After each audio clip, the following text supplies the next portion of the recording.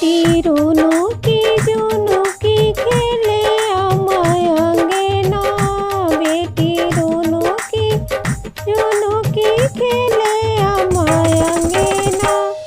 अपना अम्मा के गोद में पसारे रो देना।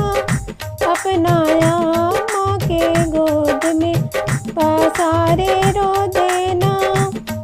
अम्मा हमो से बतावा जोगा जाने लो कितना।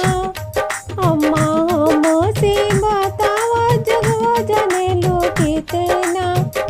अम्मा सब जगवा दे दा तू बेटी के अपना। अम्मा सब जगवा दे दा तू बेटी के अपना। अम्मा कुछ जगवा हाथ दे दा कुछ आचेरा। अम्मा कुछ जगवा हाथ दे दा कुछ आचेरा। अम्मा कुछ जगवा रख दा छिपा के आंगना।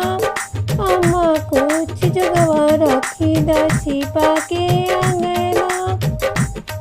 बेटी रोनो की जोनो की खेले चाची के आंगना।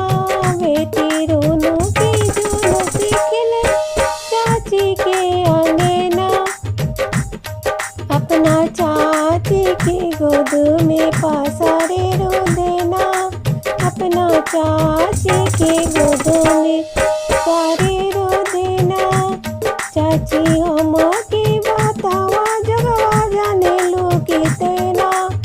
चाची हम के बतावा जगवा जाने लो एना। चाची सब जगवा दे दा बेटी के अपना। चाची सब दे दा बेटी के अपना। चाची कुछ जगवा हाथ दे दा कुछ अचेरा। चाची कुछ जगवा हाथ दे दा कुछ अचेरा। चाची कुछ जगवा रखी दा छिपा के आंगना। चाची कुछ जगवा रखी दा छिपा के आंगना। ननद रोनो की जोनो की खेले भाभी के आंगना।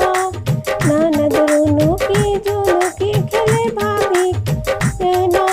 अपना भाभी के गोद में पसारे रो देना। अपना बाप के गोद में पसारे रो देना। भाभी हमो से बतावा जगवा जानो लो कितना। से बतावा जगवा जाने लो कितना। भाभी सब जगवा दे दा तो ननद के। भाभी सब जगवा दे दा के अपना। भाभी कुछ जगवा हाथ दे दा कुछ अचेरा।